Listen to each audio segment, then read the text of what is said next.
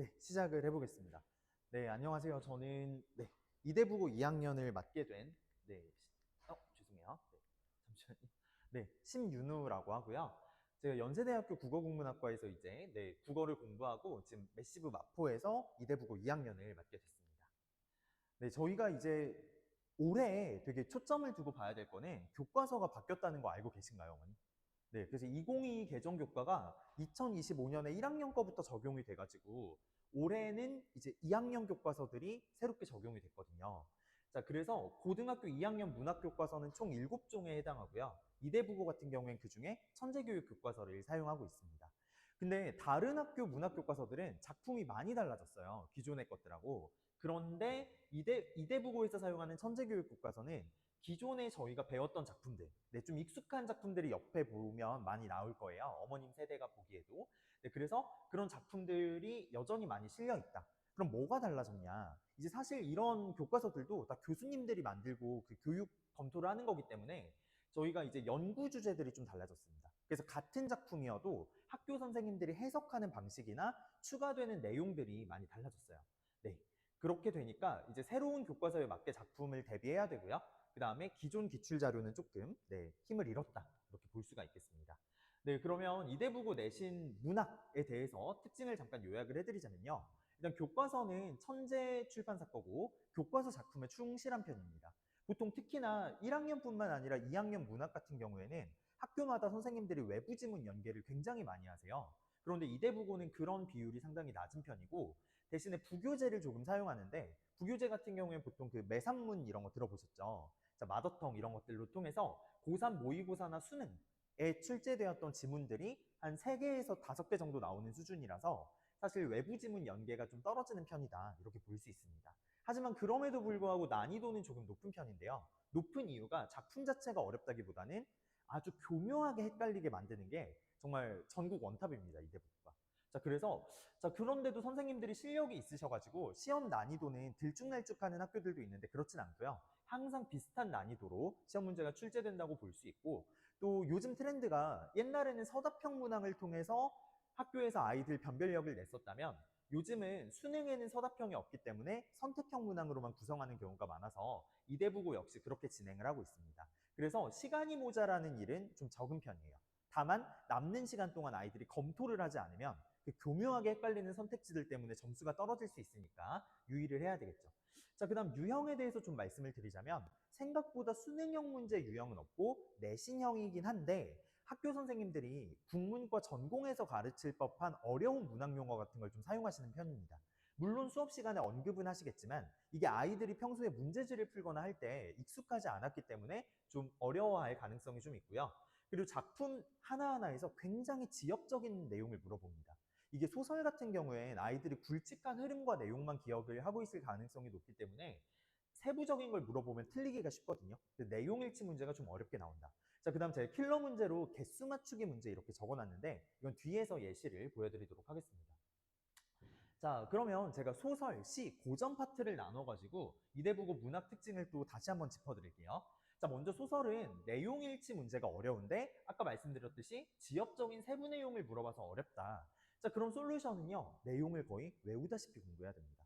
애들 툭 쳤을 때 이 작품 얘기해봐 하면은 정말 그 작품에 대해서 애들이 설명할 수 있을 정도로 공부를 해야 되고요.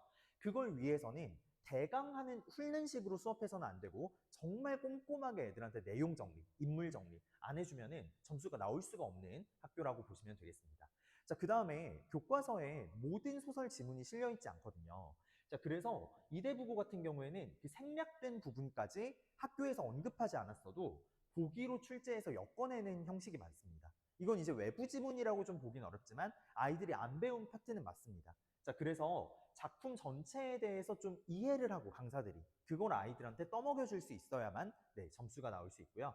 그리고 보통 학교들은 한 문제에서 표현법을 묻거나 갈등을 묻거나 소재를 묻거나 배경을 묻거나 이런 식인데 이대부고 같은 경우에는 이 모든 요소를 하나의 문제로 통합시켜 놓습니다. 그러다 보니까 아이들이 헷갈리기가 더 쉽겠죠. 그래서 강사의 자료가 정말 좋아야 되고요. 저 같은 경우에는 이제 시중 자료 같은 것들을 사용하지 않고 전부 다 제가 만들고 있는데 이따 그 퀄리티도 한번 보여드리도록 하겠습니다.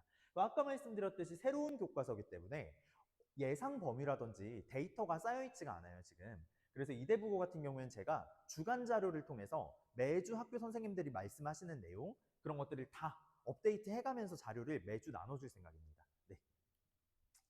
자, 그리고 시 같은 경우에는요, 네, 보기를 통해서 작품 배경을 설명하는 문제가 많이 나옵니다. 그래서 아이들이 작품만 가지고 해석할 수 있으면 안 되고요. 작가의 배경, 작품의 탄생 배경, 당시의 사회적 배경, 이런 것들까지 빠삭하게 공부를 해놔야만 합니다. 네, 그래서 그 부분 제가 설명드리고 일단 여기서 넘어가도록 하겠습니다. 그리고 이제 고전문학 같은 경우에는 네, 아까도 말씀드렸듯이 어려운 문학 용어 이런 것들을 많이 내고, 또 한 가지는 고전 문학이 고대 시대부터, 삼국 시대부터 고려 시대, 조선 시대에 이르기까지 계속해서 갈래들이 변화합니다. 당연히 고위 문학에서 핵심이 되는 거는 그 각 갈래에 대한 지식이 필요합니다. 그래서 가사가 뭐고, 시조가 뭐고, 향가가 뭐고, 고려가요가 뭐고. 자, 그래서 제가 이대부고 이번에 내신 개강을 되게 이르게 하는데요. 그 이유가 첫 주차에 애들한테 이 문학 갈래에 대한 설명을 짚고 넘어가려고 하고 있거든요. 그래서 이것부터 확실하게 짚고 넘어가야만 작품 하나하나에 대한 이해가 빠를 수 있다. 네, 그렇게 설명드리고 싶습니다. 네, 그래서 제가 이대부고 내신 기출에 어떤 작품들이 나왔는지 지금 분석을 해놨는데요.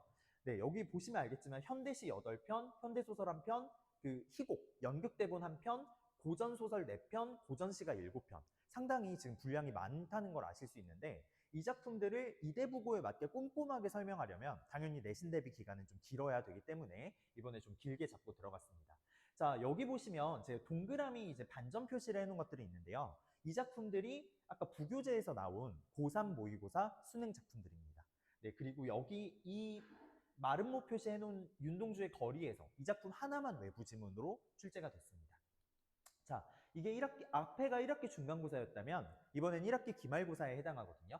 1학기 기말고사 같은 경우에도 지금 외부 지문, 어차피 학교 선생님들이 알려주신 거지만 새 지문 나왔고, 네, 그리고 아예 처음 보는 외부 지문은 하나도 출제가 되지 않았습니다. 네, 그래서 대비를 하기에는 좋은 학교일 수도 있지만 대신에 굉장히 빠삭하게 암기하는 훈련이 필요하다는 거, 그 부분을 좀 알아주시면 좋겠습니다. 그리고 제가 이제 시험 끝나면은 문항별로 난이도가 어땠는지, 어떤 걸 묻는 문항인지 싹 정리해가지고 학부모님들한테 보내드리거든요. 자, 그렇게 해주면은 이제 아이들 시험지를 보면서 사실 학부모님들이 이야기를 나누긴 좀 쉽지 않은데, 네, 이런 세부 설명들 보시면서 아, 우리 아이가 어느 부분이 약했구나, 어느 부분이 강점이 있구나, 이런 것들을 파악하실 수 있도록 네, 제가 시험 끝날 때마다 정리해드리고 있습니다. 네, 그래서 이대부고 이제 내신 기출을 하나씩 분석을 했는데 오늘 시간이 많진 않아서 제가 가볍게만 설명드리고 넘어갈게요. 자, 먼저 어려운 문학 용어라고 했는데 혹시 화소라는 말씀 단어 들어보셨나요? 화소. 자, 화소라는 말은요 뭐냐면 이야기의 최소 단위입니다. 제가 이해하기 쉽도록 신데렐라 이야기를 가지고 말씀드리자면 처음에 신데렐라가 부모님이 돌아가셨어요. 그러면 그것도 하나의 이야기인 거예요. 고아가 되었다. 고아 화소. 그 다음에 계모가 들어왔어요. 그럼 계모 화소. 그런데 이런 개념은 사실 국어국문과 전공 때 주로 배우는 개념인데 고2 문학에도 이런 용어를 끌어와서 가르치고 계시다는 점. 네, 그래서 학교 선생님들의 실력도 좀 있으시고 난이도 조절을 잘 하고 계신다 이렇게 보시면 되고, 아이들은 당연히 그 수준까지 공부를 해야 된다 이렇게 보시면 되겠습니다. 네, 그리고 교묘하게 헷갈리는 문제들이 있다. 네, 이것만 보고 넘어가시면 될 것 같고요. 자, 그 다음에 자, 이거 혹시 해석을 하실 수 있으실까요? 자, 옛날 말로 돼 있어서 굉장히 어렵죠. 그래서 이대국어 같은 경우에는 현대어 풀이에 목을 매는 학교는 아니지만 현대어를 통해서 모든 걸 다 해석할 수 있어야 되고 그 내용을 아주 디테일하게 알아야 됩니다. 왜냐면요, 사실 이 다 지문 요만큼에서 나온 거는 등불 같구나라는 표현이거든요. 등불 같다. 근데 문제에서 뭘 물어보냐면요, 민속 행사다 이렇게 물어보고 있어요. 자, 이게 사실 뭐냐면 음력 2월에 고려시대에 행해지던 연등절, 그 불교 국가였기 때문에 연등을 달아놓는 행사가 있었는데 그걸 유추해야 되는 문제입니다. 그래서 아이들이 이 어려운 고전시가의 내용들도 정말 빠삭하게 암기를 해야 돼요. 생각보다 수능형보다는 암기형에 가까운 학교다 이렇게 알아주시면 되겠습니다. 자, 그리고 개수를 묻는 문제. 자, 이게 바로 킬러 문제인데요. 뭐냐면 보통 시험에서 나오는 게 보기에 기역, 니은, 디귿, 리을, 미음 같은 거 주고 맞는 거 찾아라, 맞는 거 묶인 거 찾아라 이러면은 아이들이 이 기호에서 유추를 좀 할 수가 있습니다. 그런데 이대부고는 여러 가지 보기 선택지들을 줘놓고 몇 개 맞았게 이렇게 물어보는 식입니다. 이거 아이들이 조금만 실수하면 점수 나가기가 딱 좋거든요. 네, 그래서 훨씬 더 어려운 유형의 문제다. 그래서 여기에서 상위권 애들도 많이 헷갈려서 틀린다. 이렇게 알아주시면 되겠습니다. 자, 그러면 이번에 내신 대비 전략은 어떻게 들어가는가 보시면 직전 보충을 제외하고 8주간의 수업으로 이루어집니다. 3월 5일 목요일이라는 굉장히 이른 날짜부터 저희가 내신 대비에 들어갈 건데요. 그래서 이때는 문학 개념, 그 다음에 이론에 대한 걸로 진도를 좀 나가려고 하고요. 그 다음부터 문학 진도를 쭉 빼고 이제 부교재가 어떤 작품이 나가는지는 좀 후반부에 나오기 때문에 이게 4월부터 진도에 들어간다고 봐주시면 되겠습니다. 그리고 문제가 어려운 만큼 좀 심화 문제랑 작품 복습하는 식으로 해서 아이들의 암기력을 더 길게 끌고 가는 방식으로 진행을 하려고 합니다. 네, 그리고 제가 아까 첫 페이지에 보면은 세정학원에서 교재 개발팀에 있었다 이렇게 말씀을 이렇게 기록을 해놨었어요. 말씀은 못 드렸는데, 자, 그리고 제가 정말 전국 강사 중에 유일하게 인디자인이라는 프로그램을 쓸 수 있는 국어 강사입니다. 자, 이게 뭐냐면 책을 편집하는 프로그램이거든요. 제가 아까 주간 업데이트 자료라고 말씀드렸는데 보통 강사 선생님들은 자료를 만들더라도 그걸 디자인을 좋게 하려면 또 맡기고 찾아오는 과정이 필요하기 때문에 굉장히 늘어지는데 저는 제가 이걸 원스톱으로 처음부터 끝까지 다 만들 수 있기 때문에 아이들한테 학교에서 어떤 게 추가되었다라고 듣는 순간 바로바로 업데이트를 해줄 수가 있다는 장점이 있습니다. 그래서 저는 그 인디자인을 통해서 강사들한테도 세미나를 하고 있을 정도로 이걸 활발하게 활용하고 있고요. 네, 그리고 그래서 제 교재를 보시면 필기가 다 되어 있습니다. 네, 필기가 다 되어 있는 이유는 아이들이 필기를 하면서 놓치지 않고 그 시간에 자세하고 세부적인 설명을 모두 습득할 수 있도록 하기 위함이고요. 대신에 아이들이 한번 써보면 좋기 때문에 이거는 과제로 오히려 내주고 있습니다. 네. 그래서 제 교재를 보면은 이렇게 개념 정리도 잘 되어 있고요. 그리고 고전 문학 같은 경우에는 아이들이 많이 어려워하기 때문에 쉬운 말로 풀어주는 자료들도 상당히 인정을 받고 있습니다. 그리고 제가 또 그림을 좀 잘 그립니다. 그래가지고 아이들한테 확 이목을 끌면서 이제 인물에 대한 설명이나 관계도 파악이나 그 특징 같은 것들을 보여줄 때 좀 이렇게 그림으로 많이 각인을 시켜주거든요. 그래서 이런 것도 아이들한테 좀 효과적이다 이렇게 봐주시면 좋을 것 같습니다. 네. 특히 이 매난국죽, 저 이거 사군자라고 하죠. 그래서 그 선비들이 추구했던 정신 보여줄 때 이거 딱 정리해주고 나면 아이들이 절대 안 까먹죠. 이게 고전문학에서 정말 중요한 개념이거든요. 네, 그래서 이제 제 과제 사이클은 그냥 이렇게 참고해 주시면 될 것 같고요. 시간이 좀 없어서. 네, 그 다음에 이제 학생 관리는 어떻게 하느냐. 자, 일단 클리닉을 진행을 하게 될 텐데요. 자, 클리닉 시간에는 백지 테스트라는 걸 일단 진행을 합니다. 자, 이게 이대부고에선 굉장히 중요한데요. 사실 내신형 문제를 많이 풀리는 것보다 이대부고에서는 요 클리닉이 더 중요할 수 있습니다. 왜냐하면 아까도 말씀드렸듯이 시어 하나하나가 가지는 의미라든지 이 단어라든지 세부적인 내용을 다 암기해야 되는 학교인 만큼 제가 이렇게 본문만 쓰여있는 백지를 던져줬을 때 아이들이 현대어로도 풀이할 수 있고 각각의 시어가 의미하는 바가 뭔지 다 쓸 수 있게 될 정도면 이대부고 문제는 거의 틀림이 없게 된다. 그래서 이 부분이 상당히 중요하고 아이들이 혼자 학습할 때도 상당히 중요한 요소라고 볼 수 있겠습니다. 자, 그 다음에 그래도 내신 모의고사가 빠질 수는 없겠죠. 그래서 이대부고 스타일에 맞는, 이대부고의 워딩에 맞는 문제들을 이제 50분 동안 풀게끔 혹은 진도가 덜 나갔을 때는 30분 동안 이제 하프 모의고사로 풀게끔 제가 진행을 하고 있습니다. 자, 그리고 언제든지 아이들이 이제 카톡이나 DM으로 질문을 하면은 제가 다 받아주고 있거든요. 문제 사진 찍어서 보내는 순간 제가 다 설명을 친절하게 해주고 있기 때문에 아이들이 그냥 수업만 듣고 끝나는 게 아니라 문제를 풀 때에도 제가 끝까지 책임지는 느낌으로 진행을 하고 있습니다.